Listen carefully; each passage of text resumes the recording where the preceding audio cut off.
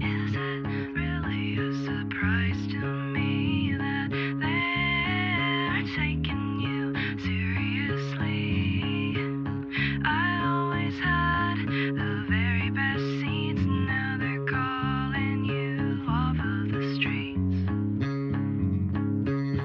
Your face is now a sharpened jaw, and all these women are in shock and awe.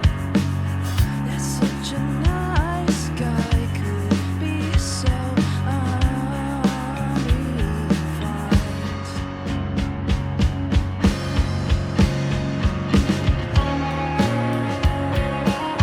It's like an action took a curse, and what you leave be what's worse.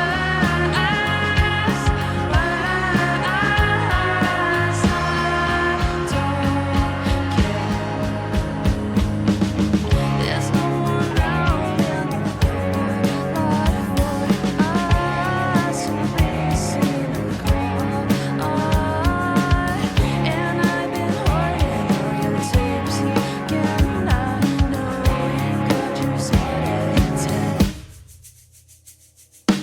And I'll be waiting when I walk in the door. Knowing how these conversations tend to go. Your eyes told me I'm blind, but I can't stop thinking of this mind.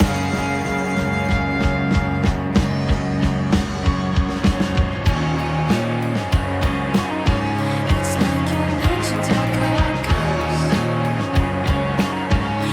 what you leave me what's worse. I don't care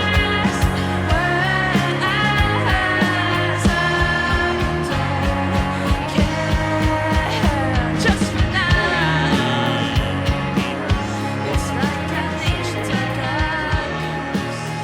curse, and what you leave me what's worse. Special All About Hairless Cats had to be moved. And tonight, we're asking the question, how does Bustin make us feel? That's right. Oh, thanks. I know. I'm the best, the king of intros.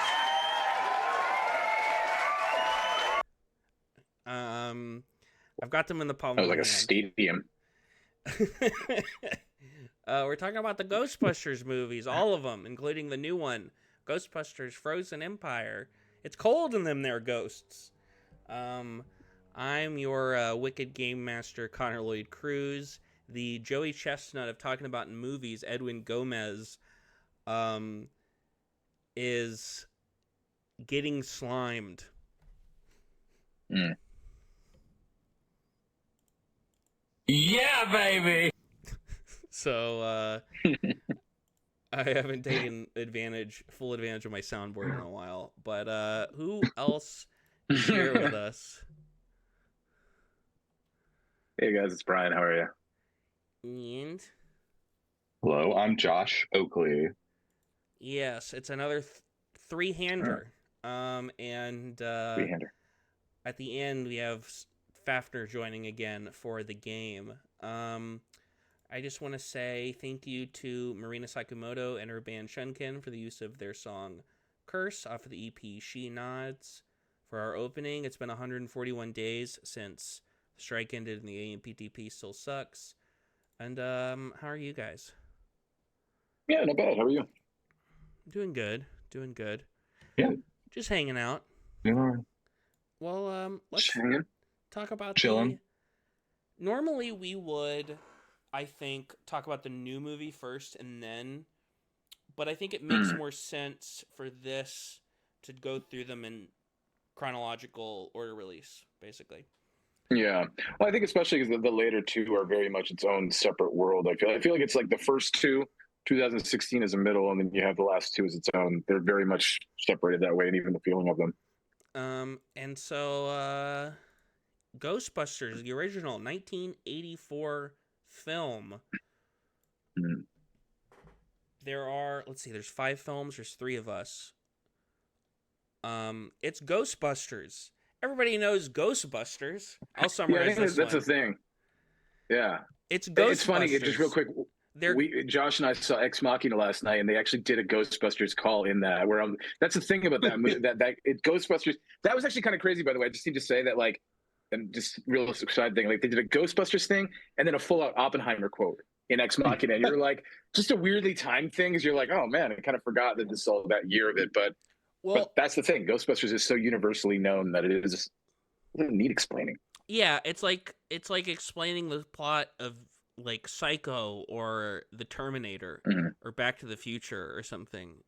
And it's like it's that movie. And I think, and it's also a movie that its charms are so specific to its cast and to its like comedic sensibility that just describing it, it doesn't do it justice, but even more than that, it's a hard film to capture in a log line. Absolutely. What if ghost catchers were blue collar exterminators? I think that is probably the closest to like capturing the actual essence of the movie.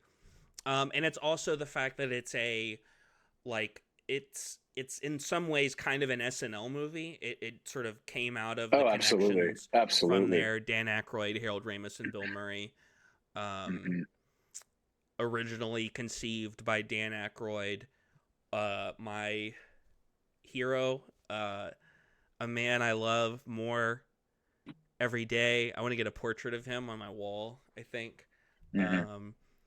And but he should just get his own Ghostbusters series. Like, he should host it every day. Like, that's the best part about Frozen Empire is everything he does. Yeah, getting a little ahead of ourselves, but yeah, he is. I am, but he's that good. He is the best part, absolutely, of Frozen Empire by a wide margin. But he thought of this idea. He believes in the supernatural and ghosts and aliens and crystal skulls and all those sorts of things. And he thought of the original idea as kind of another Blues Brothers movie with him and John Belushi. And then Belushi passed away. And the script he wrote was like hundreds of pages long. It involved them like hopping around to different universes. And Harold Ramis came in and was like, listen, Dan, they're exterminators. And they rewrote it and made it in a year. And Bill Murray and everybody else came on. And what's there to say? I think it's a perfect movie. I have no real issues. Like my nitpick things would be like, you could maybe cut out 10 seconds of them going like, oh, as the ground shakes in the third act.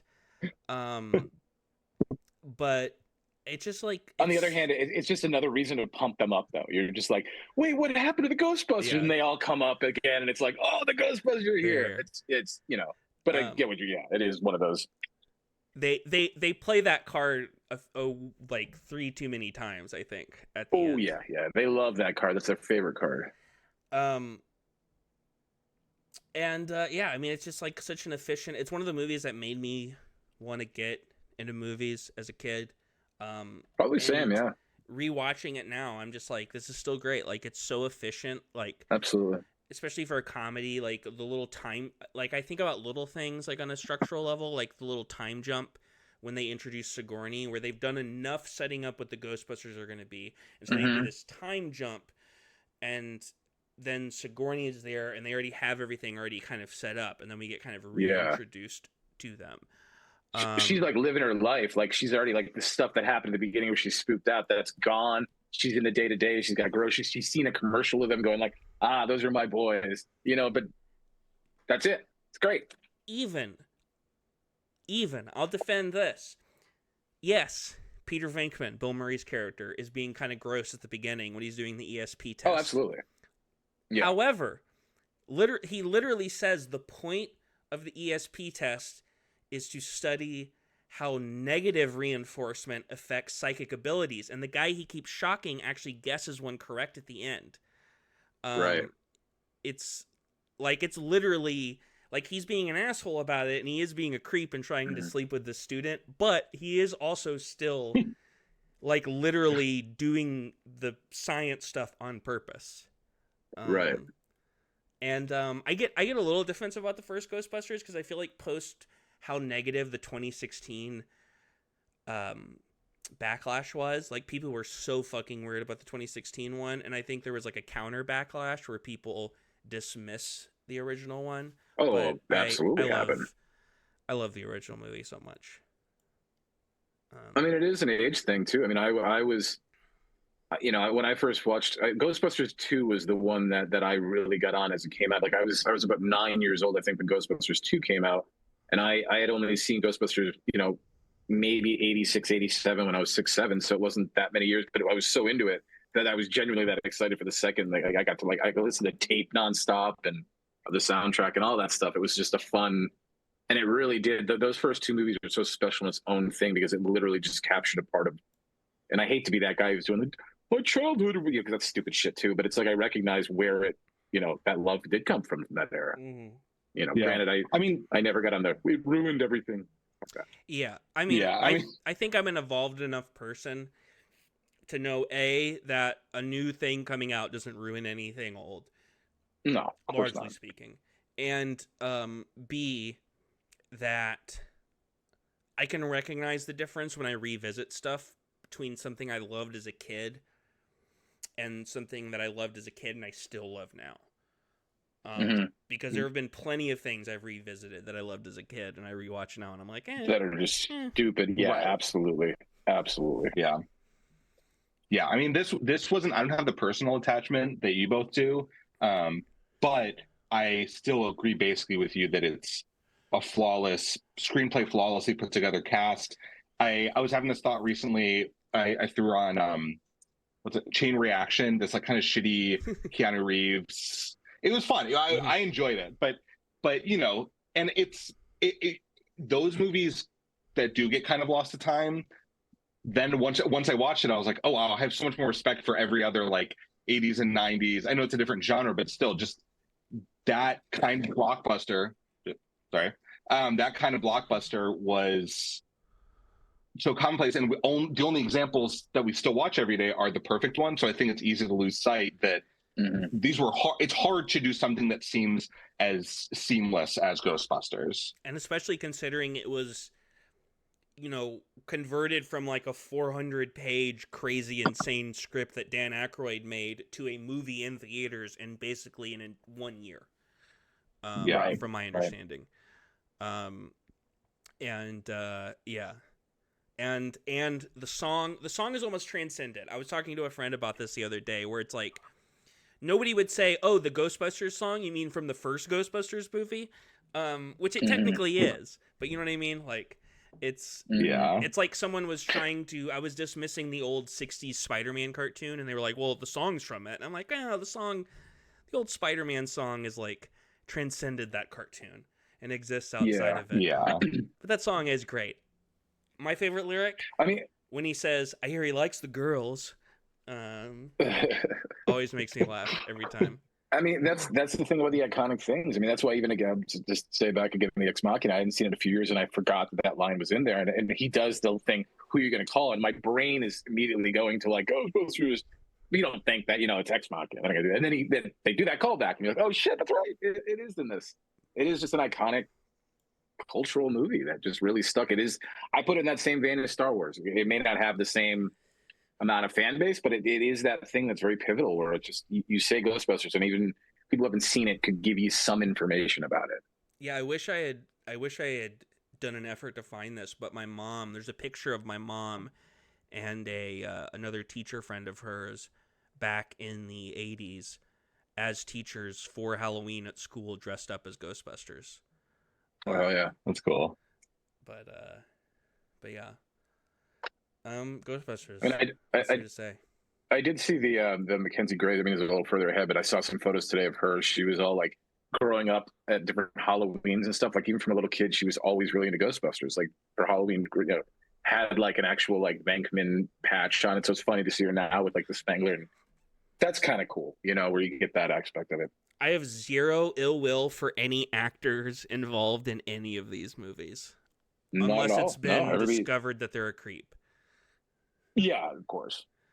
But largely speaking, yeah. No, I know what you mean. Like, that's cool. She seems cool. Like nothing. The cast in Mm. all of these is always good. Um, Mhm. let's Brian, you want to tell us about Mm. the plot of Ghostbusters 2, released 5 years Yeah. later? It's 5 years later, and we leave Ghostbusters 1 thinking like these guys are the heroes of heroes, and we slowly discover that in those 5 years they have been sued, they're broke, they have nothing going for themselves, and you have Ray, Ray and Winston are just going to do birthday parties in their beat up ectomobile, and just it's a nightmare. They all kind of come back together just because at the opening sequence you have Dana, Sigourney Weaver's character, who is now have a child, and the baby carriage goes off haywire, which she's all freaked about, and they gets them to kind of come back together as a force of the Ghostbusters and them, but they didn't want to bring Bankman and all these different things, and all to discover that there was just this evil, this ooze that's underneath the city, and it basically, in a lot of ways, turns really evil because the power of the evil in New York City that people have and possess makes this ooze just get bigger and bigger and bigger and bigger, and we get Vigo, who is the craziest villain, wonderful villain, and he's the guy right behind there at the museum that Dana also has to work with, so it's all a little connected with how she gets into it. And then Janosch, who's the curator guy at the museum, is an absolute batshit crazy villain, but I love him. He's And he's Vigo's Renfield. he's Vigo's Renfield, absolutely. Well put. And the one thing I do love about this movie, and it is that thing where I know some of us, and I think it's a pretty well known thing, but the guy who played Vigo, he didn't know until the premiere, I think, that his voice wasn't actually included on the film. That it's basically just him. Max von Sydow is actually the one who does the voice for that. And it's this thing where you're like, oh shit, that is like such a voice, and it's like, of course it's that guy doing it because he's the legend, but that's now ingrained. I could never hear Vigo another way, and I don't know, it's fascinating. And You can hear the actor Vigo's normal voice. He's in The Mouth of Madness. Briefly. Is he towards really? the middle? Yeah, he's no kidding. It's like Sam Neill when he's trying to escape the town, and he goes into like a bar, and there's like a bar owner who, Okay. semi spoiler for that Oh. scene, like is like setting up to basically kill himself with a shotgun, and he's like talking to Sam Interesting. Neill, Yes. and it's this motherfucker. Yes. Yeah, Wow. I read he wasn't the other thing was he wasn't a very good actor, apparently, with dialogue. And it was sort of this question about the studio even knowing that, but they were like, we have the image, we just don't have the guy, the voice yeah. for it in that sense. And I think that was the studio plan for sure. Oh, Max von Sydow is a better voice presence in movies than this fucking schmuck. Like Little tiny. Yeah, I rewatched. I've had a real journey with this movie over the years. Josh was telling us before. I don't want to speak for you. Do you want to talk about your experience? You've never seen it in full, right? Yeah, that's basically. It's a movie I've seen like channel surfing. I watched like the first half hour the other day just to try and refresh myself on it. So I know, like, basically I knew every beat that you discussed, Brian, but I just don't remember the particulars well. But I enjoy it. I think it's one of those things for me where it's just like it obviously can't touch the original, and that'll kind of be like, that's to jump ahead a bit. That's kind of my thought on 2016. To not having that nostalgia, I put 2 in 2016 basically on the same level, where I think they have a cast that's so good that it's enjoyable to watch despite other story flaws or anything. But again, that's not having seen 2 in full, so I don't want to speak too critically on it. The only thing I really liked about 2 as well is that like they genuinely, a lot of sequels tend to try to do as many callbacks as they can, especially if they have that like successful original. No, I was just saying that like that the second does a lot of its own thing, and it doesn't just and the callbacks are like that it does to the first are so minimal to just kind of almost be like, yeah, we know each other. But I love that kind of really went for it, and that ending. I'm sorry. When you see the Statue of Liberty, just New York City, what else could the Statue of Liberty had Nikes on? Come on. Yeah, I like all the new stuff. I've had a real journey with this movie where over the years when I was a kid, I loved it because it was another Ghostbusters movie. Later, as like a teenager and 20-year-old, I kind of was like, I mean, I never hated it, but Yeah, but you're also in the age of trying to get into all the new, film, and you're having those like the age of like, you know what? Yeah, I get it. but revisiting it for like the first time in 10 years the other day, I like it. It's easily my second favorite of the movies by like a pretty large margin. Yeah, same. But it's also the first movie. I mean, the good stuff, I agree. The new stuff, I like where the characters are now. I like Venkman hosting the show. I like Harold Ramis. I like Egon doing his little experiments. I love that Bobby Brown song. Yeah. I like Murray and the baby. That stuff's cute. I think the courtroom sequence is one of my pieces. Unreal. Best scene in the movie. I've got a little figure for one of the Scolari brothers. I also have this. This shirt is from when Horror Nights did a maze, and there was like a guy dressed up as like Keymaster Rick Moranis. Oh yeah. And he was giving these out. That's great. I will say that rewatching them again, that was the one thing from like the two that I realized I love. My favorite things about those two Ghostbusters movies is Rick Moranis. I mean, he is just an absolute legend. The comic chops that he just delivers and has that just the nuances of like how good he is at what he does when he's in it. And my favorite timing is insane. It's insane. And I know Connor, we're a little slightly different on the opinion about it, but in the second one, I truly do love what they do with Rick Moranis and Annie Potts. Like, I love them as a couple because there's something about they're so similar in a lot of ways, but then it's like you have Annie Potts who's so much more confident, so much more cool, and Rick Moranis just Rick Moranis. And like the sequence when Dana comes back to the apartment and sees them making out on the couch, and then Rick Moranis jumps up off the couch and kicks the trash can over. Everything is so fantastic about what that has done for the comedic chops. And then Annie Potts is just like, oh, hey, Dana, just not even remotely bothered by it. It's just those little details I really loved. And that's just the chemistry of the cast for sure. Yeah, for some reason, I don't have a good critique of why I don't like Louis and Janine together. It's just so weird. I think this is it's like one of my most fanboy critiques. It's not a genuine critique. If this was my only problem with the movie, then it would be as good as the first one. You know what I mean? Sure. It's not a substantial critique, but there's something about it that I don't quite like. I think I just want Rick Moranis to be a cuck. I think that's the big problem. And I wish that she also rejected him. I don't know why. But like that's just my impulse.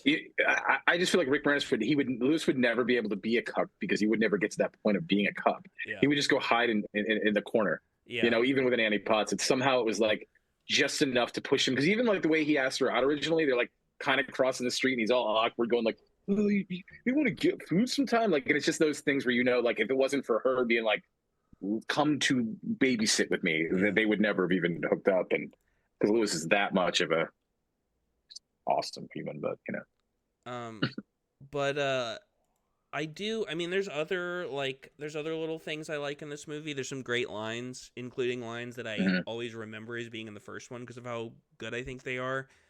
Specifically, there's the line where Egon is talking about toys he had as a kid, and he said he had half a slinky and straightened it. and he straightened it. Yeah. I love that line. And that's so good. I distinctly remember Dan Aykroyd's line about dangling like a worm on a hook, which that I always remember as being from this movie. I stole for some short story that I wrote in like a class when I was like a little kid. Nice. So that's a thing. All that being said, and I'm largely pretty positive on this movie now. It doesn't really make any sense. Like nothing in this movie like makes sense. Like the first movie's so clean and so perfect, and it's like a beautiful clock. And you're like looking at it, and everything is like functioning. And this movie, it's like, why don't people believe in ghosts? Why would they try to dig a big hole in the middle of the street? Wouldn't they just go down into the sewer? did Vigo create the slime? Because I don't think he did. Like that would be. I think be literally the city is what made it grow. it would be a The negative such, energy that New York. it'd be a such cleaner movie. I love Vigo, but it'd be a such cleaner movie if Vigo wasn't the villain and the villain was like. I think about how the first movie is very similar structurally to the first Spider-Man, where like first half of the movie, origin of the heroes, and little like tidbits about the villain. Second movie, second half is the villain versus the hero, and they both also get accused of starting the things that they are coming in to fight and basically glorifying themselves. And I've thought a lot about how much I would have loved to see a Ghostbusters 2 where the villains were not Vigo. I love them, don't get me wrong. But maybe Vigo would have been a good, like, middle of the movie sub-villain like Slimer. But if the main villain were, like, evil, quote-unquote, more like Callus and shitty Ghostbusters who are exploiting the slime to do stuff. I think about how much cleaner that is, because the first movie is so clean in terms of like everything stems from A, their origin as hunting ghosts, and B, the like Gozer shit. And in the second movie there's all these things all over the place. And they get arrested for walking in the restaurant and sent to an asylum after a bad meeting with the mayor, which that really doesn't make sense. That's like clearly... I mean, you had the one guy who was basically the Walter Peck character of it. It was just sort of like, I want them out because I don't want them near the mayor. And it was just him sort of going like, I'm going to get rid of them because I hate them. But he sends them to an asylum. Like, come on. Like, I know what you mean. Yeah, I mean, it's definitely, there could have been a few steps probably before the asylum, but they just needed to get into that place so they could once again get around a map and start talking about their game plan. I think that was obviously, that's what it did. It did a lot of that. That's where the callback stuff did kind of come in structurally, where it was like, we got to get into this. The weakest points are that where the movie has to like structurally follow things from the first movie. And if they had let the movie breathe a little more, but these are really nitpicky complaints, and so I do. Well, that's the thing, and I feel like even overall, it's like one of those where it's a lot of really, really, really good scenes, and it just doesn't kind of all come together. And I think that's just I know they were really, really rushed to get this out because of obviously the success of the original, and they got pushed hard. So I wonder if that happened too, where they were like thinking more of scenes and not a complete structured script. With an overall, like, we got to get it to this, move to this, but, because even the way that, like, by the end of that movie, it moves pretty quick, where they're all of a sudden like, we can't get through this thing. We got to just figure something out. And then magically, like, they figure out getting the Statue of Liberty in like 25 seconds and it all just works. Which that part I'm okay with. I'm okay with the Statue of Liberty. Oh, for sure. But if you think about it in context with everything else, you can kind of start to see where it wasn't a clear storyboarded vision of the entire thing right off the gate. Yeah. Hold on. We have a couple of chats. I wasn't looking at the chat. Sarah asks, busting what? Busting definition, ghost busting. I thought that would be clear from context clues. And Paul wants to let us know that the guy who plays Vigo is a pro boxer. There's a signed photo of him at the Red Lion in Silver Lake, apparently. No shit. Okay. Cool. And I'm just gonna find that out. It's cool. Yeah. Well, I'm done talking about Ghostbusters 2 if we want to move on. Yeah. They're iconic. I mean, that's what it is. The first two, there's almost little to say because they're just iconic. And, well, everyone should just experience them if you haven't. However, yeah. Now we start navigating. Everyone's favorite. I pulled this screenshot. Oh man, I think somehow there's just a lot of angry men yelling already just seeing that image, and they somehow heard about it. Josh, do you want to summarize Ghostbusters 2016, aka Ghostbusters Answer the Call? I haven't seen it since it came out, but I know the plot is that they're women this time. Yep. Yes, that is correct. I really don't remember, I think, anything about the plot. I know there's something with the parade, right? No. Oh, cool. I just rewatched it because I was like, there's no way I can talk about this movie like realistically unless I rewatch it because it's been 8 years or 7.5, so to speak. I think it was a later in the year movie. My brain wants to say it was like a November movie for some reason, but that could be wrong. It was summer, but it was, if it was summer, it was late summer. Yeah, like a August. But July 11th. July 11th. Okay, so not as late as I thought. Yeah, I don't know. It's weird. It's weird to talk about because there's two things to talk about with Ghostbusters 2016. There is the actual movie, which is like kind of bad, but whatever. Like, hey, you win some, you lose some. There's a ton of bad comedies out there. Yeah. And then there's the like, and also like if somebody likes it, like, well, I don't know, whatever. Yeah. And then there was like the fucking weirdo reaction when it came out, which if it's not, I think that's the biggest deterrent. If it's not patient zero for the modern like anti-woke pop culture movement, it's certainly the like first patient to make big headlines. And it's like, what else happened in 2016? So well, yeah, I think it's really only second to Last Jedi, I'd say, as far as like you just can't talk about the movie without talking about the online reaction. Right. As much as that sucks, as much as like you want any piece of art or entertainment to be able to stand on its own, it's just that was such. I mean, I remember, going to the movies once a week, and almost every time the the trailer played, people would boo or somebody would yell at the screen or something. It was like I've never seen that for anything else. Mm-hmm. No, that was definitely the era of everybody just these guys just really coming out straightforward going, I hate women, and it was the very apparent like, oh, it is actually way worse than everybody thought it was with the sexism stuff. And literally that was the thing. It's like, I get it. You know what? You watch it, you didn't like it. That's fine. But to not even remember that, I think that was one of the first that had that like Letterboxd or the different reviews or Rotten Tomatoes getting blasted by people way before, just destroying it on ratings who haven't even seen it yet. And I mean, that's just where we're at. Well, that tells you everything right there too. Like, in my opinion, well, first off, I'll say this. I think anybody who comes up to me and shows me a ranking of the 5 Ghostbusters movies, as long as it has the first one at the top, I don't fucking give a shit where those other 4 are. Like, oh no, yeah. And I like the second one quite a bit more than these other 3. But even still, like, who cares? The idea that this movie was a disgrace, and I wish Edwin was here because he would argue that, and it would be funny.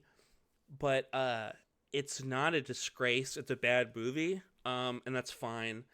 And people should chill out. It's a bad movie because it's like the Ghostbusters for this era was Bridesmaids. You know what I mean? Like the perfect comedy that encapsulates these people's talents. And that's a really good. Ghostbusters is just like some fucking bullshit. And like but on another hand, I do also think, before we get into the other 2 movies, which I do like better, I think that on paper this is way closer to what the original movies are. The difference is they're missing that spark. There's another universe where there's a mash-em up between 2016 and Afterlife. Yeah, and it's yeah. a genuinely great third Ghostbusters movie. Yeah. Where it has that like reverence, not reverence in tone, like reverence in tone, whatever, but like understanding and passion for this subject. So much of like what makes the original Ghostbusters work is fucking weirdo Dan Aykroyd really believes this shit.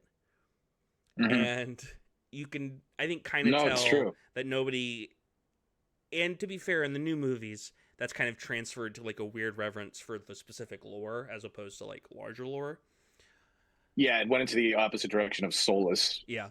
But we could cram it in, but that's where honestly I kind of, in a way, that's where I do agree with you on this 2016. It's like, yeah, it swung, it didn't hit, but at least there's something to it. It feels more real, where the later 2, I'm just like, There's don't know some if I actually watched a movie. there's some good stuff in this in 2016. Kate McKinnon, Chris Hemsworth, Yeah. some of the Yeah, designs Chris and Hemsworth's great, yeah.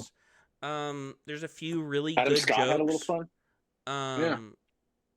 Yeah. Like the joke about Kirsten Stewart talking to the guy at the beginning, and he's like, Mm-hmm. they think he's dead, and then the guy comes up and it's like that guy Junior, and she's like, well, of course I fucking meant like the Junior guy. Yeah.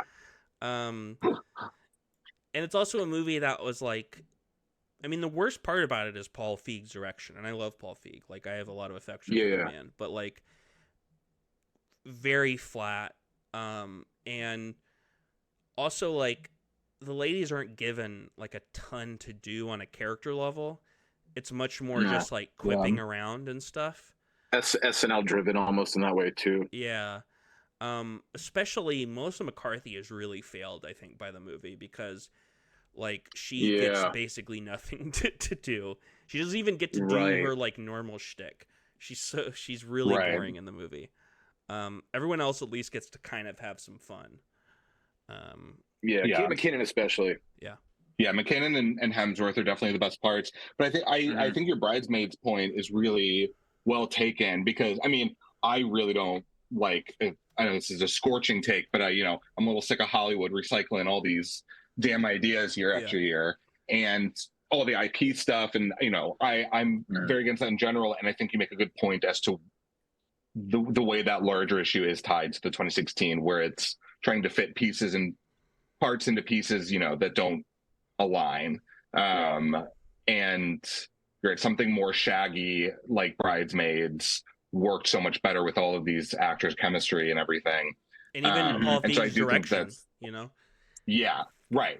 I think I haven't loved, like, not that anyone really cares, but like his more recent movies. I think he was a better director when he was more in that mode, and I feel like Ghostbusters 2016 maybe kicked him off his access a bit.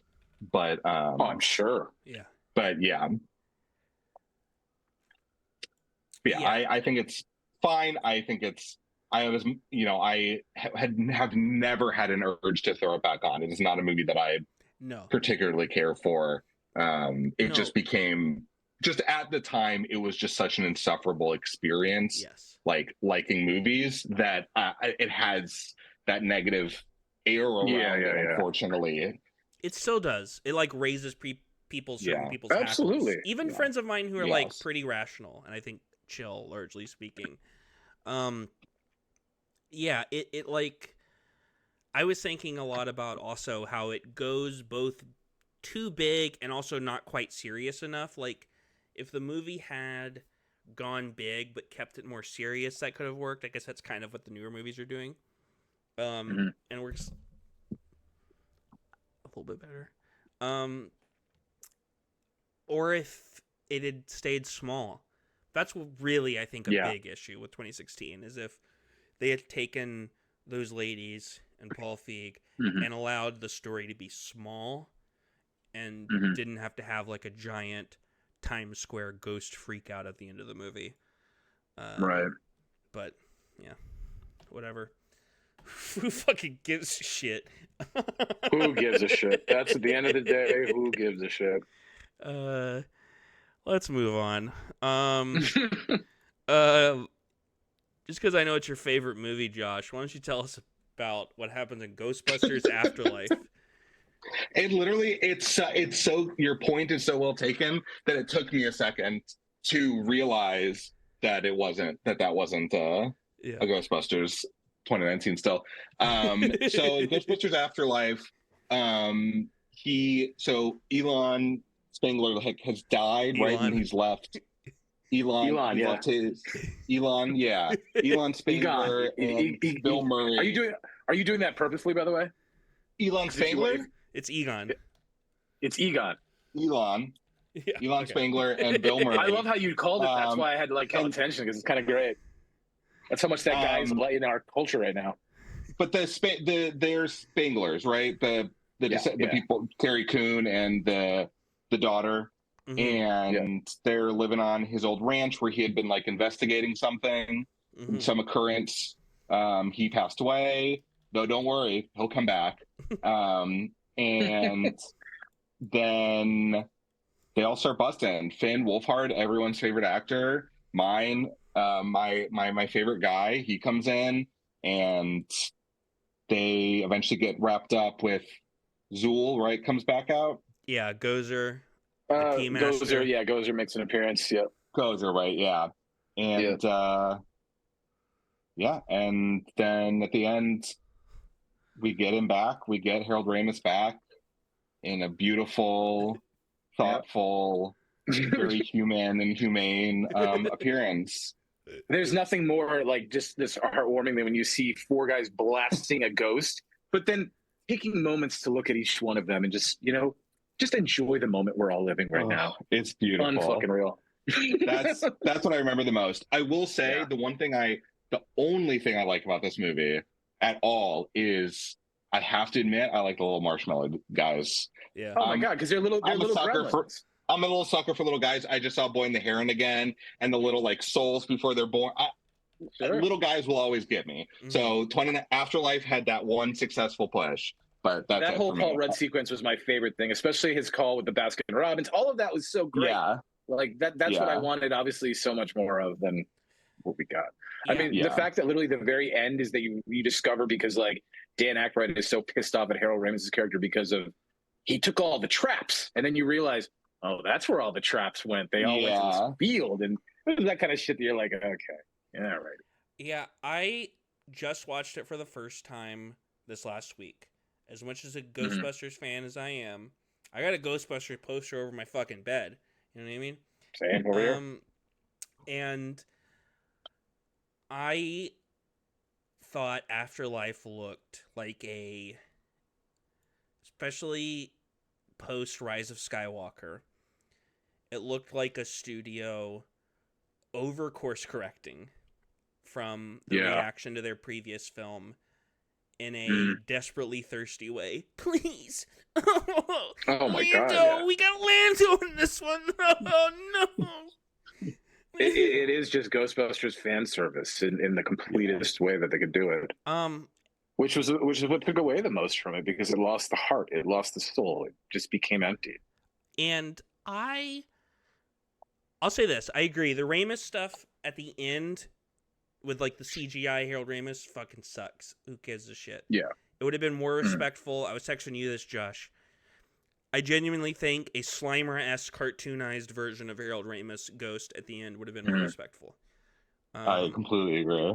Yeah, no, you're not wrong, because that's the thing when you try to make something too serious, where everybody kind of like knows that, you know what I mean? Everybody kind of felt the cringe on it. It didn't feel like something where you're like, no, I'm heartfully feeling this moment. Yeah, it would have fit in more with the tone of the original movies. I also wish Edwin was here again, because I know he loves this one. He loves this one? Apparently. Yeah, he loves this one. Adores it. Yeah. What's his thoughts on the original? I forget the original two. Do you know off the top of your head? He would rank them original to Afterlife, Frozen Empire, Afterlife. 2016. I know. Got it. Okay. I'll stand by that. That makes sense for him. And he admitted, he was like, yes, the original is way better and 2 is way better than these, talking to him. But you know how Edwin is. Yeah. But I love him. Absolutely. Watching this now, I think 2.5 years of knowing what the movie was going to be really diluted my reaction to the movie. And so I kind of just like went in knowing that it was going to be all these like things that I don't really want from a Ghostbusters movie. So I was kind of like fine with it. I was kind of like watching it like, this is fine. It made me think a lot. And I made a little tag on Letterboxd for this now. But a lot of times when I see a movie, I think about Drew Gooden. He's like a YouTuber. He's famous. He did the Vine that's like, road work ahead. I sure hope it does. My most quoted Vine. He had a thing once where he was talking about how his girlfriend or wife or whatever was looking online and looking at the I, Tonya, the movie about Tanya Harding that Margot Robbie was in, like Instagram account. and the name of the account was I, Tanya Movie, all one word. And his girlfriend read it as It Only a Movie. And that's like my reaction to so many movies, where I'm just like, especially when people get really upset about them, and I'm not trying to take away from your rage, Josh, I love it. But when I watched this, I was like, It Only a Movie. I was telling you that the other night before we saw Frozen Empire, how like you have that ability to drop out and do that, and I'll like be ready to rage almost and be like, but then I have the perspective and go, oh man, you're right, it is just a movie. Why am I doing it? You know when to dip out at the right time. Then it's almost like a good defense you have, because you can make everybody else kind of look stupid real quick. Where you're like, you're really getting angry about this thing. That's what I realize as I'm ready to start raging. Yeah, I mean, like, good cast, some okay effects, like. Yeah. It's not a movie I've spent a minute thinking about since seeing it. Yeah, I saw it that opening weekend, and then I watched it again the other week just to. I literally went in with the best. Like, I want to like this. I really do, because I want to like Frozen Empire and the whole thing. And I had the same feeling I did this second time. It's hollow. I mean, it just doesn't feel like a real movie. No. Like, there's things that are real, but it's so soulless. And then obviously I was gonna say, it feels, I mean, you touched on this, Connor, when you were talking about 2016, like, but it by forcing soul so hard, it's completely devoid of it. Yes. And I think 2016, for all its flaws, there's an earnestness to what it's attempting that is so false. I mean, I love, because I do also have a problem with like the flippant kind of like David Leitch style, like movies that don't take anything seriously, like kind of the Deadpool kind of style. Mm-hmm, sure. And this kind of feels like the other, like these are the two ends for me. Yeah. And I can't get behind, because I love like the push for earnestness, like Way of Water and Dune, and like I love these movies that take everything at face value and are earnest about it, but they're at least earnest about like emotions and things happening in the movie, and everything Afterlife is trying to be earnest about is outside of the movie, and that just feels like such a waste. Like somebody said, it's barely a movie. I feel like, or like, no, it isn't. Like I think my first letterbox was literally like they forgot to movie in this movie. You talk about that's what it felt like. You talk about Dune. These are supposed to be comedy movies, right? Like, even the new Dune movie is funnier than Afterlife. You know what I mean? Yeah, and sure. like, the jokes in Dune don't like sell out the seriousness of the rest of it. They work because of they're one rooted simple in thing. character. And it allows it's being allowed to breathe that. It doesn't feel like a forced thing. And that's what everything in Afterlife, and then we'll continue on with Frozen Empire, but that's what it does. It's trying to do the tick box. It's trying to hit the things, but it's so soulless because there's no room to breathe. And you're just like, here, this to this thing. And it's scenes. This scene to this scene to this scene to this scene. That's all it is. Yeah. We'll talk about Frozen I just Empire. think oh, sorry. Oh yeah, please go ahead. No, I don't need to say anymore. I love Carrie Coon and Paul Rudd, and I was just I consider them innocent in this. They're great, but even in the way that their characters were handled, you're sort of like, it's just a cheapened version of what they originally did. Absolutely. And then I was even saying to Connor the other day with like Muncher, they clearly wrote that character in, and they were like, I think, working backwards script wise, because we need to figure out how to get out of this cell, and we'll be able to get the packs. Let's create a ghost that can munch through the cell, and because otherwise, why wouldn't you have a Slimer? Why wouldn't you do that? Yeah, like you're doing nostalgia bits all around. Also, Gary Gruberson, I hate it. I hate the way that feels. It's trying so hard to be like a classic comedy character name. Totally. Yeah. Well, Ghostbusters, Frozen Empire, MVP right behind me. Nice. Dan Aykroyd. So people who are watching this, we haven't seen the new movie. It's new, so we're just going to talk about spoilers. Who fucking gives a shit? Josh hasn't seen it, so I'm going to put a little... I always think about this. I think you suggested this, Brian, early on, that when people haven't seen a movie and we're talking about it, we should just put little jail bars. Yeah. It'd be a great vibe.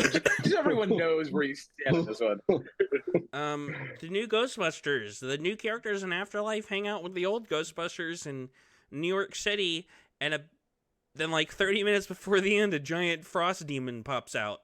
And Yeah. that's basically the movie. I would say I think this one is better than Afterlife by default because A, there's new stuff in it. B, it tries to have jokes, and C, this man behind me, but it's barely hanging on. On a structural level, Afterlife is kind of better, like, written. Yeah. You know what I mean? It's at least like the storyboard. If you were to like take no information and just put paper to storyboard, it's better in that sense. But Yeah. then when you actually have what's filled in those pages, not Yeah. that good. Yeah, it's a fucking mess. It's like 5 or 6 different storylines. Absolutely. I know you and Red Letter Media talked about it being like a show instead. I've been thinking a lot about I think if you simplified and like cut out half of those storylines, what that would leave you with also. Oh, for sure. I mean, because that was, I think, because we saw Connor and I saw it together, and I think that I immediately looked over you, and I think that's what he said right at credits, and I was just because that's what it felt like. You think about the Stranger Things, you think about what these shows were doing. They allow things to grow and breathe, and with these characters, especially having like legacy characters, a bunch of new characters. I mean, there's so many different cast members. If you allow that to grow, you have 8 episodes where you're letting everything breathe, sporadically throwing in the OG members, like Anthony Potts is here, and then one, you do it like that way. Even if you say the original cast go the main guys for like the very final thing, you let it breathe, and it would have felt like anywhere you could have explored. At one point there's a Mackenzie Grace meets a ghost, and she becomes friends with a ghost. It's a weird thing, but it would have been fun to maybe play that out in a few episodes where you're actually seeing some sort of dynamic form. And that's the thing. You have a kid podcast who's literally Dan Aykroyd's like protege kind of vibe going on with this. Let that play out. Let that be a thing. Dan Aykroyd would have been great as sort of the main guy in a series, moving it along from his shop, and then you have everybody else kind of jumping in, because that's essentially what they do in the movie. It's just so compressed that you don't feel a goddamn thing. Yeah. Yes, either a show or simplify and make the movie out of that. Like it's trying to do too much, which I guess is kind of like nice post Afterlife to watch a movie that's trying to do too much as opposed to that which feels like it's trying to do very, very little. This guy, I mean, Dan Aykroyd's all over this movie. Dan Aykroyd was in more of this movie than I thought he would be, and he, in like every scene, he just gets to say a bunch of fucking supernatural gobbledygook. Yes. And it's great. And he gets the one comedy moment that has stayed in my head, belonged to him and Paul Rudd, where they have like a new ghost containment thing. One of the other like 8 storylines is that Ernie Hudson has put his wealth into like expanding the Ghostbusters, and James A. Caster, who I love, great British comedian, shows up. And they're like, they have all this new tech, and it's cool. Like that's cool.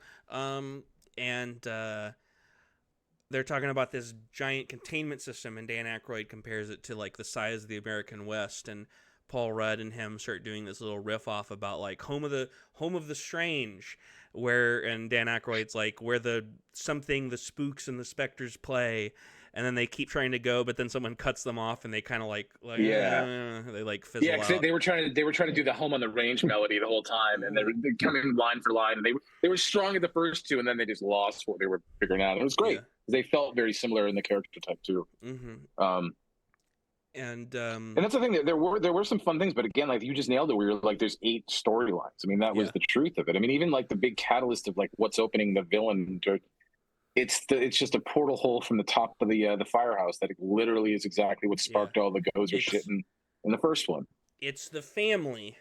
The family are Ghostbusters now, and that has sub storylines, which is Paul has a couple, but the main one that could be its own thing is Paul wants to be seen as their dad because of he's not their dad. The town is after them again. McKenna Grace becomes friends with a ghost, and we get into the ethics of ghost hunting. Winston has opened up a new Ghostbusters school or whatever, or Ghostbusters tech place. There's the new bad guy, and Kumail Nanjiani, who's like a descendant of all these people who are there to protect against the bad guy. Yeah, his grandmother, it's a family passed down thing, but the grandmother died and he had no idea and basically pawned off these like artifacts that were supposed to be, you know, the whole family bloodline has been protecting forever. And he just shamelessly just pawns it off with Dan Aykroyd. And that's essentially is how he got introduced into it that way. And then all of a sudden, you know, things are going to get crazy. Which is a funny idea for a character, and Kumail, Absolutely. you know, is a great comic actor, as is pretty much everybody else in this movie. And you know, like, it's funny that he is basically trying to sell this ancient evil relic that he doesn't give a shit about for like $40, and then he, as Ray is like looking at it more interested, he keeps like upping the price. You know, that's a funny bit. It's a joke. I think if they, I mean, even when they go after him. Sorry, go ahead. If they had taken those 6 storylines and like half of them, would be a movie. That's what it'd be a movie. But 6 of them. But that's kind of where I'm thinking again. The show thing works so much because even if you streamline it, you're gonna have to chop so much that it's just gonna either be a linear plot to make it structured correctly. You're just not gonna be able to delve into that much fun. I'm talking about like a complete, like when I talk about something like that, like I'm talking about like you start at the beginning knowing you're not even gonna fucking bother with this shit. You know what I mean? So like as a movie, because it also introduces some things that don't make any sense. Like, okay, so the family storyline, and the city shutting them down storyline, those kind of intersect in a way that makes sense. Where it's like, why do you have this kid busting ghosts? That's fucked up. Yeah. We're shutting you down. You don't have your packs anymore. But then when you also have the, like, Winston is bankrolling everything, they just show up with new packs. Who fucking gives a shit? Like, right. That should be the end of the movie. Like, as cool as some of that stuff is, it makes more sense as, like, a progression of what's going on. That maybe at the end of the movie, Winston is like, all right, I'm going to bankroll it. Or if you want to do that stuff, why bother with the, like, family, like, living in a hole stuff? Just focus the family stuff on the relationship between Paul Rudd and McKenna Grace. All the other stuff is, like, extraneous at that point. And that was even weird for me that they dumbed down the kind of McKenna Grace so much in this one that, like, what you got out of Afterlife is she's really, really smart for her age. Obviously, like, you know, blew Paul Rudd away as far as like, oh shit, you know things. Yeah. And they kind of like dumbed her down to make it do the whole thing where it was like, you're young, you're not supposed to be ghost busting right now. Even though she like kind of knows more than anybody else, but they keep her down just because of that thing. And it just, I don't know, was underutilized with that because she's really smart. And I like that. Well, and especially like, I don't know, like a better movie would like make these things make sense in the story where like the point of the story would be that she would like if you're introducing the idea that she's too young to bust ghosts, why the fuck does the movie end with her just like busting ghosts? Like, shouldn't it like shouldn't I mean, but that's the thing. The ending literally did the same thing in Afterlife. Right. Like literally it was the whole thing going like, you know, with Carrie, she's like, oh, you can't do it. Oh, you can do it. And then literally it's like the first movie didn't happen and it was back down to the, you know, you're just too young for this, despite like by the end she's coming out to be the hero again. And it especially doesn't make sense where like the movie is already introducing the idea that there's all these other things that you can do. Mm-hmm. You can be like a researcher. You can do the you can do the thing. Like this movie especially like really expands the Ghostbusters lore. I mean, that's kind of the coolest stuff in it. I mean, Ernie Hudson, literally you could have it. It's the Xavier effect of you could do with Ghostbusters, where it's like, here's the university of all these people who, you know, are going to be future ghost hunters. Introduce that idea. They kind of do for a second, yeah. With the Finn Wolfhard's girlfriend from the last movie, who shows up for some reason. Yeah, because she somehow was able to make it through, but he's just the bumbling idiot who just has no idea about anything. Which, you know, is a fair plot point for him, his character, which I actually think is good with his character. He just hangs out. But that was it, and then like, yeah, exactly, and that was actually a good bit. I enjoyed that because I'm like, you gave him something to do. That storyline would have been great if it was expanded more in the version of the movie that doesn't have the like Ghostbusters expanded Ernie Hudson stuff going on. Yeah.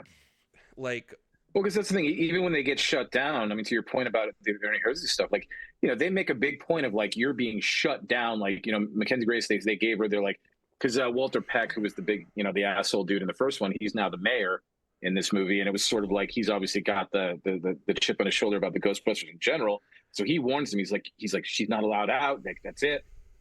She gets out, so that's why they shut him down. But it's like all of a sudden they're having a moment. They're going, "Is this going to be our last night in the firehouse?" And you're thinking that's it. Click to the next day, and it's like the packs show up and they're ready to go to town. yeah, it's weird. It doesn't matter. It means nothing. It is largely a delivery system for good moments with this man behind me. Totally. The rest is just a giant, big studio machine that it is. Yeah. And that's it. Everyone involved, I would say even the director, innocent. Yeah, no, and this is where this is where you see like a ton of producer. He didn't write it and produced it. Co-wrote it, yeah.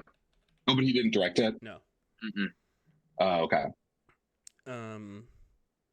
Yeah, this guy's like he doesn't have a whole. Yeah, it was Gil Kennan. Yeah. He did okay. Monster he did the Poltergeist, the 2015 Monster House, and he played a part on he was part of the crew for, I don't know what he did on Afterlife, but he was there for that. Maybe he was AD, or I don't know what it says he wrote it. Oh, he did. Okay. I think he writes. I think he might be like a writing partner of. Oh, okay. Yeah. Of Reitman, because I think which does make sense, because again, when you have the machine running like this, you have to have people who are just saying yes to obviously the way they're doing it. It's not like a director shows up on set like a Tarantino and it's like, here's my direction. Well, I think Jason Reitman was kind of shepherding this movie along, and then I think he wanted to do something else, and he was like, I don't know, don't you do it. Yeah. I mean, I think probably once his dad passed away, he probably wanted to come through with that first one that much, because of his father, and it didn't quite land as well. Maybe that's made him take a step further back and not have to throw himself fully into it, because they make the final entrant. They do say for Ivan. Yeah. For a little. That's nice. Did he pass away between Afterlife and this? Yes. Yeah. Okay, I couldn't remember. He had long COVID, so. Mm-hmm. And then suicide by cops. But let's before we go to the game, nice segue. Let's talk a little bit about the other media involved with the Ghostbusters, and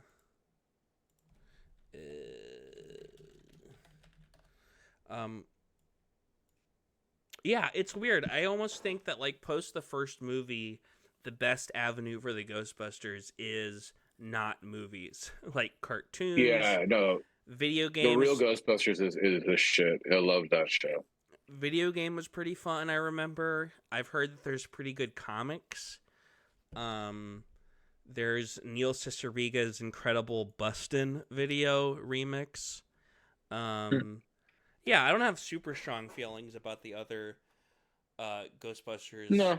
Other media the stuff. animated, just because of, again, the age I was in, it was 86 to 91, so I was 7, 8, 9, 10, 11, 12 years old kind of thing, so it was great for that. But I'd be curious to revisit them. I haven't watched them since I didn't even realize Dave Coulier was one of the voice actors. Yeah, it's funny. Forgot that. If they brought it back, I would I'd watch it. I mean, I'd absolutely watch it. I mean, we got X-Men 97, and why not do this? It'd be more fun to do something like that. X-Men 97 fucking rips. The Maze, I realized it was 2019. It's on this sleeve. Oh, it's getting blocked out. But the Maze that Horror Nights did was pretty cool. There's a great video of Dan Aykroyd and Ivan Reitman, I believe, going through the maze, and Dan Aykroyd is just fucking hamming it up. Hell yeah. That's cool. And yeah, I guess a final question: how does BUSTIN make us feel?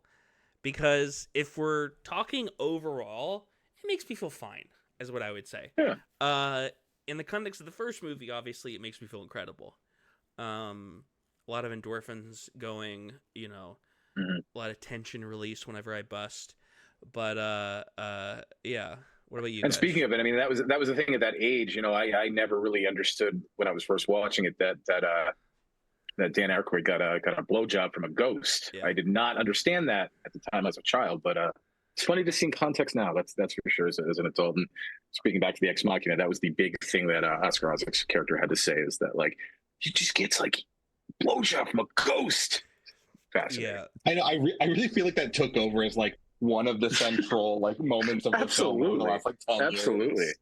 Yeah. I think partially just because kid stuff now is so, not that it was directly into kids, but a kid adjacent audience is so pure. There's such a puritanical air, I think, to so much kid stuff now. Yeah. And so I think that's part of the reason that it feels insane that so recently something like that was in a movie ostensibly. Oh yeah. Plus, I think there's a lot of people who grew up with the movie when they were younger who are showing it to their children and Oh sure.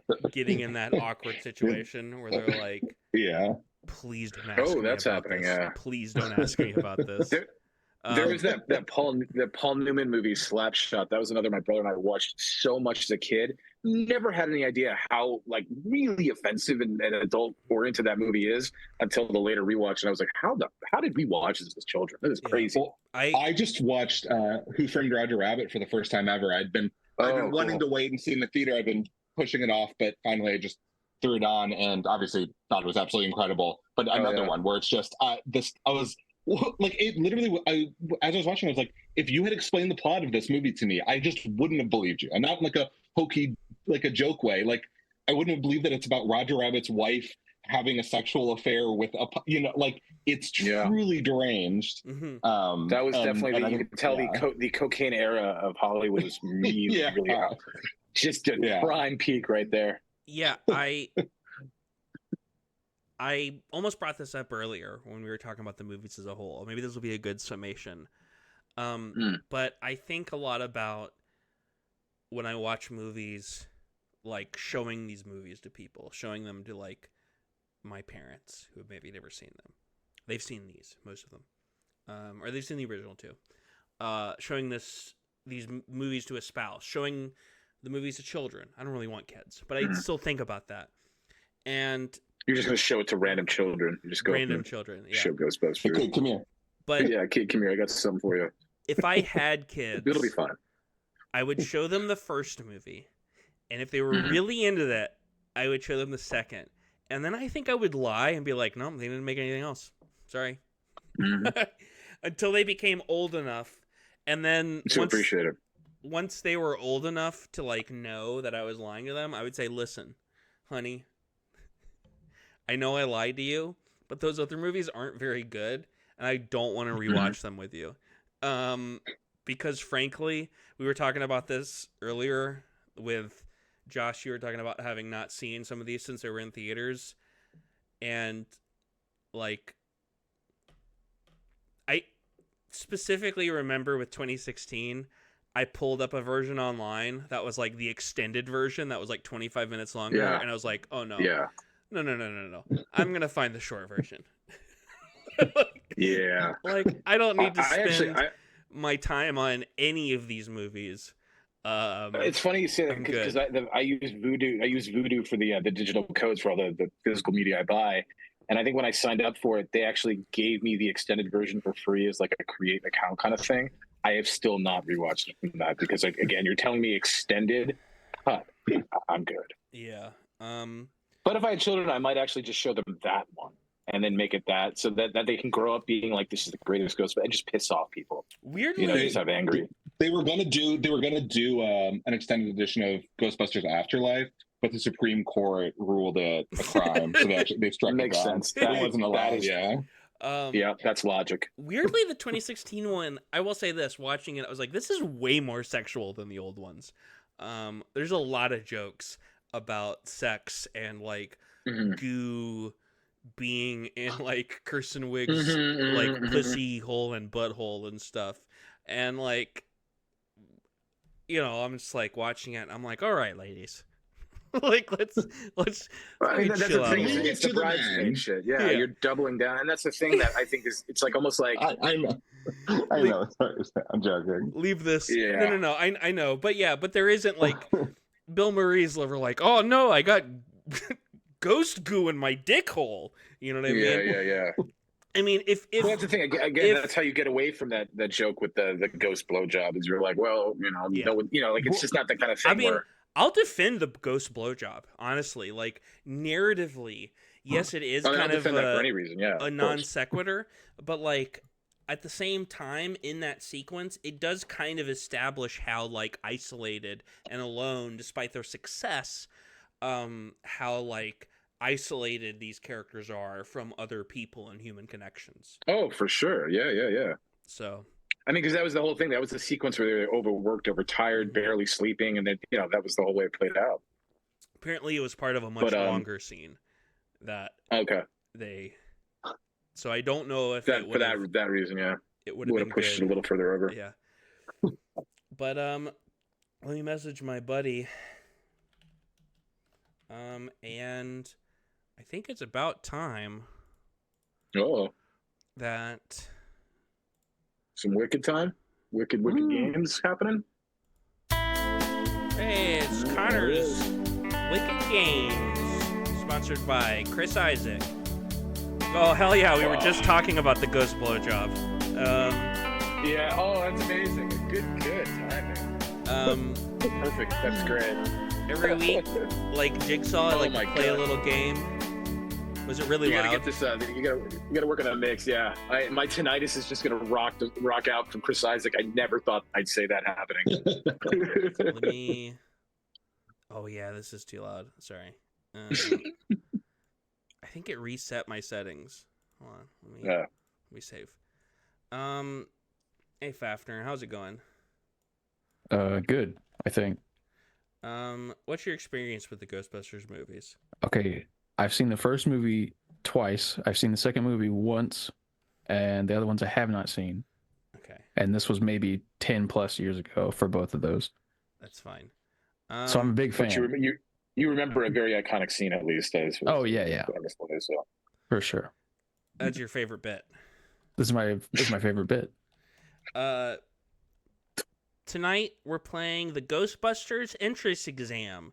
You've all been studying your ghostology books, and now it's time to take the entrance exam to join the Ghostbusters. This is a multiple choice quiz. Fucking the George W. Bush era rolls over us even further by making our tests even less effective. It's 3 choices for each. You just get 1 point, and all these terms are taken either from the movies directly or from like official literature outside. Sure. Let me see who's got between Josh and okay. We're gonna start with you, Fafnir. All right. Question 1. You're taking photographs of a spooky library. When developing them, you notice phantom orbs in the pictures. What class of haunting is this? Class 1, Class 2, or Class 3? Oh, God. Okay. I don't remember the class system at all, but I'm assuming if I had to guess what it was, I think a Class 3 would probably be like a worse situation. Or maybe I'm remembering it backwards. I'm going to say this is a Class 1. All right, Brian? I want to say Class 5. Was Class 1, Class 2, or Class 3 were the options? Okay, sorry. Class 3. Josh? I'm gonna go Class 1 as well. Brian, you should have gone with the others. It was a Class 1. Nice. Yeah, it was kind of an afterthought. I know there's more than the 3. That's I think what I was thrown off by because there's a whole bunch of them. So I was trying to think what. Yeah. Brian, what is the most common type of evidence left behind by a ghost called? A. Parapsychic remains. B. Chemogretin.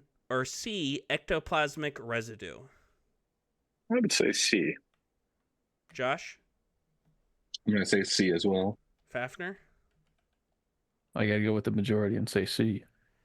You're all correct. That is indeed ectoplasmic residue. Josh, one of the primary ghost-busting tools is the PKE meter. What does PKE stand for? A. Parachemin emissions, B. Phantokarmic emulsions, or C. Psychokinetic energy? B. Fafnir? I thought it was B also, but I'm gonna go with A just as a wild card.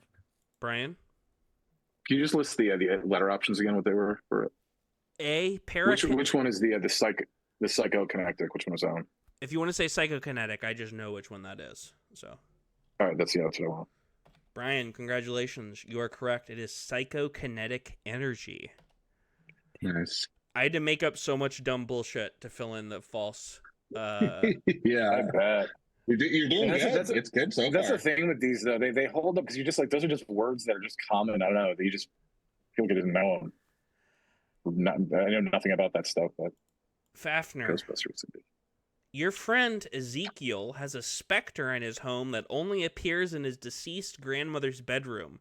Is this Uh-oh. ghost A, anchored, B, focused, or C, free floating? Well, it's got to be anchored, right? Brian? That's my choice. Made you call me? Hmm? Did you call me? Yeah. Oh, sorry, cut out. That's a free falling, free spirit. Josh? My instinct was anchored as well, so I'm gonna go with that. No points for anyone on that. That was a focused. Is Wow. the Focused. correct term. All right. This is for Brian. Good news. That ghost is Ezekiel's grandmother. What class of haunting is this? Class 3, Class 4, or Class 5? I'm gonna say it's a class 3. Josh? I'll go class 4. Fafnir? I'm gonna say 3.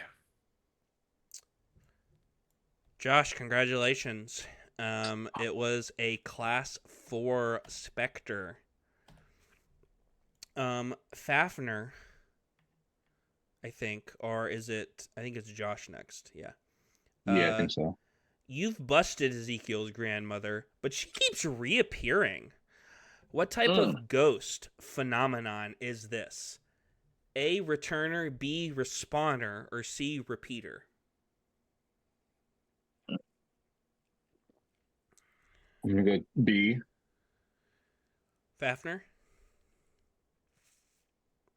Would you mind listing the choices again? Returner, respawner, repeater. Josh sounded pretty confident in that B choice, and I have no idea. I'm gonna go B. I hope Brian? I don't lead you astray. Uh-oh. I'm gonna say C. Brian, good job. It is indeed I a apologize. repeater. I just hear Dan Aykroyd's voice saying that. That's why I could hear him saying it. Look for me. Yeah, most of these were said. I'll say this: there was a couple of terms that I used in this that were from the new movie, and I couldn't find a transcript online, so I might have found a different way to watch the new movie online. But I'm not going to detail too much about how that went.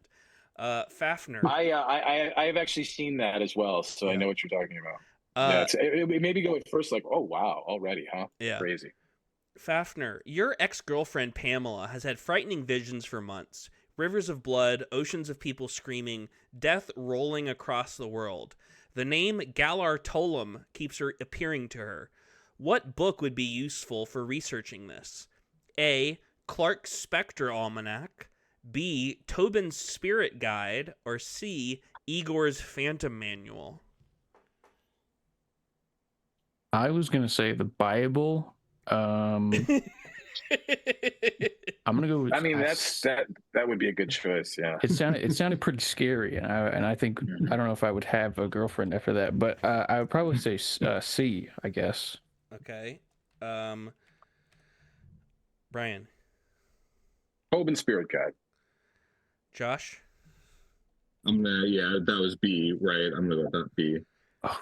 It is Egon's the indeed bad guy. God damn it. Tobin's Spirit Guide. Shit. Brian, you find out that Galar Tolem is an ancient evil dating back millennia. What class of haunting would this be? Class 7, Class 8, or Class 9? Class 7. Josh? I'll go with Class 9. Fafnir? I'm gonna go 7. Josh, congratulations. You're wrong! The other two are right. I do not know the classes. Damn it. Wow. No, you're Simon right. Cowell in my ass. No, Brian and Fafnir, you guys are right. I was doing. Oh, you're right. Oh shit. Okay. I was doing He's the Simon like. Cowell in my ass. Something You wanted did to the tell me. same. I think there is only 7. Yeah. If my brain is doing that correctly, at least. I'll reveal I just that in couldn't a figure out minute. Oh, cool. Yeah, I was doing the like modern like cooking show. Like, I Hell don't, yeah. I don't like this dish. I love it. That's let's see. Back to Fafnir. I believe. Am I right about that? Wait, no. Yeah, I think so. No, yeah. I think it's Josh next. Yes. Yeah, I think you're right. Yeah. The Oh Ghostbusters. yeah, I just went. Yeah. The Ghostbusters containment unit is nearly full and might explode. What might this cause? A 2-fold dimension tear, B, a 3-fold reality break, or C, a 4-fold cross rip? I'm gonna go with B. Fafnir? I'm going C. Brian? I'm gonna go with C. That's C is the 4-fold one. Mm-hmm. Yeah, that's the one I'm thinking too. Josh, congratulations. You're wrong again. Shit. Okay, this is kind of becoming bullying, to be honest. I'm feeling a little like I like Sanjaya. it. I like it. I feel a little like Sanjaya, season 4, American Idol, right now. I'm not loving it. Fafnir, your mother keeps seeing an unknown man staring at her through the window when she's doing the laundry. Assuming the supernatural, what class of haunting would this be? Class 2, Class 3, or Class 4? I'd say it's scary. Which one's 2, 3, or 4? Mm-hmm. And it's just a guy looking at her through the window. Mm-hmm. I mean, it doesn't sound that bad. 2. It's a 2. Brian? Yeah, I'll do that too. I really don't know. Josh? I don't want to be called out again, so I'm just gonna do 2 as well. You're congratulations, my spirit. Josh. You're once again wrong, as is everyone Josh. else. I could feel Josh. your I could feel your energy too, like telling me to pick 2, and I was like, I don't know why I'm picking this. Yeah, it was Class 3. Shit. Brian, symmetrical book stacking most famously occurred during A, the Cincinnati mass disturbance of 1957, B, the Pittsburgh mass upset of 1942, or C, the Philadelphia mass turbulence of 1947. I think it's C. Josh. I'm gonna say C as well. Fafnir. I hate to have a real upset here, but I think I'm gonna go with C. Congratulations, you're all correct. That is That's opening line of the OG right there. That's opening stuff. Yep. Dan Aykroyd's just freaking out about that. About telling that one. Yeah, that's one of my favorite Bill Murray lines. You're right. No Hell yeah. human beings would stack books these Stack way. books that way. Yeah. I will say I do love that they did the callback to the library ghost in the new one, in Frozen Empire. Yeah, I I don't mind did that that. bit, but I wish it had been like an No. evolved version of the bit. Like I wish instead of Yeah. it spooking Dan Aykroyd, I wish it had been more like Dan Aykroyd going like, "I get it," and then leaving. Yeah, totally. Yeah, that would have been better for sure. Let's see. Next up, this will be, Josh. Your landlord, Pamela, also your ex, loves going to the zoo. She thinks she saw the ghost of a monkey there. What class of haunting would this be? Class 2, Class 6, or Class 10?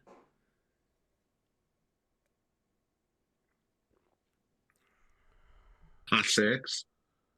Fafnir? I just go with 6. I don't know. Brian? I'm gonna say 2.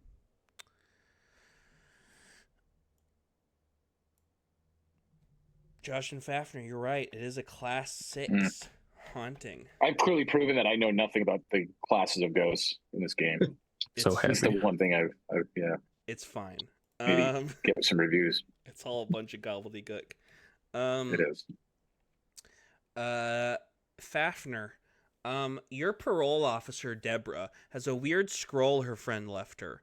When you open it, it sends out waves of heat. These are A, convective spanners, B, psychotemp emissions, or C, magmatropic energies. They all sound so familiar. Yeah, this is Um, actually a good one you did for sure. This one's from the new movie, I will say. Can you say them again slowly? A, convective spanners, B, psychotemp emissions, and C, magmatropic energies. I'm gonna go with A. Brian? I'm gonna throw C in the ring. Josh? He was my first instinct. I'm gonna go with that. Fafnir, you got it right. Convective spanners. Nice. That is a term that Dan Aykroyd uses in the new movie whenever he first gets the Okay. cold warp. Mm. There's no way I remember that then because I haven't seen the new movie. Yeah. But it sounded the most right. Way to shove it in our faces and just, oh, I haven't seen the movie, but I know the term. Yeah. Sorry. No, sorry. I love it. Yeah, sorry, not sorry. You should. Brian, you see a big gross blob just floating around eating hot dogs. What class of haunting would this be? Class 2, Class 5, or Class 8? I'm gonna say class 5, but I'm probably wrong. Josh? I'll say 5 as well. Fafnir? Put me down for 5. You're all correct. Slimer. I kind of felt like I indeed. remembered him saying it as like we found a class 5 apparition or whatever. Yeah. Josh, your mommy top Edith found an ornate fork that compelled her to stick it into an outlet. What would this phenomenon be called? A, thought transference, B, mind influence, or C, psychic suggestion? I'll go A. Fafnir? I'm gonna be honest. I heard "mommy top" and then I was just like, Yeah, it's kind of Okay. why I stepped out too. Just Yeah. blanked out. yeah.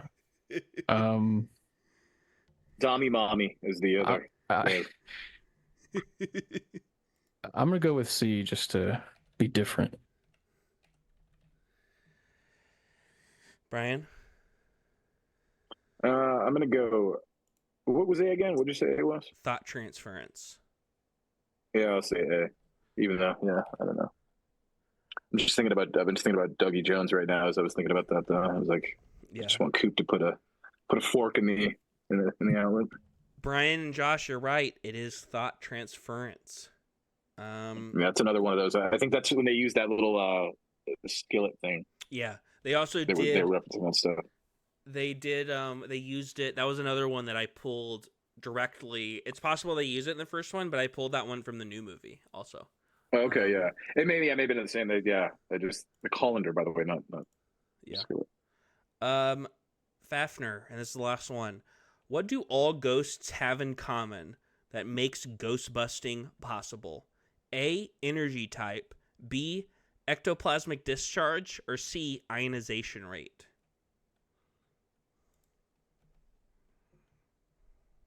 This is a tough one for somebody that hasn't seen all the Ghostbusters movies. I mean, I feel like this was discussed in the first movie at the very least. I'll say this. Yes, this is pulled from the first movie. Okay. My gut feeling is B, so I'm just going to go with that. Brian? Can you read them again, sorry? Energy type, ectoplasmic discharge, or ionization rate. I mean, I'm going to say B just because they sound like familiar, but I don't know. Josh? I'm gonna say C. Just be different. Josh? Congrats. You got it right. I wasn't trolling you this time. It is ionization rate. I'm still waiting for the reversal. I'm emotionally Look at you, scarred. mister. I'm so different. That's just what it is. You guys gotta wait. You gotta wait. He still might have some up his sleeve. I don't. I don't trust it. The only thing I have up my sleeve this time is that Josh and Brian, you guys both get gold medals, and Fafnir, you get a silver medal.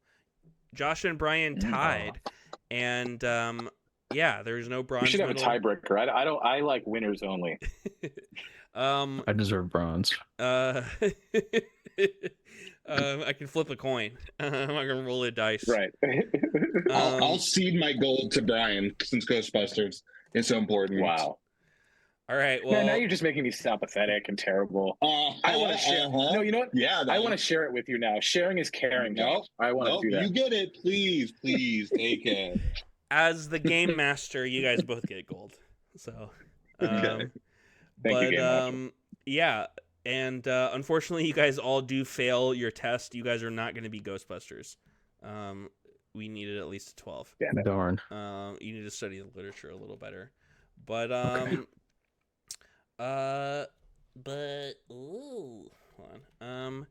Yeah, let me change my background. And I was gonna ask, does anybody have anything else? I was gonna shout out just because I have had these listed on my thing for a while.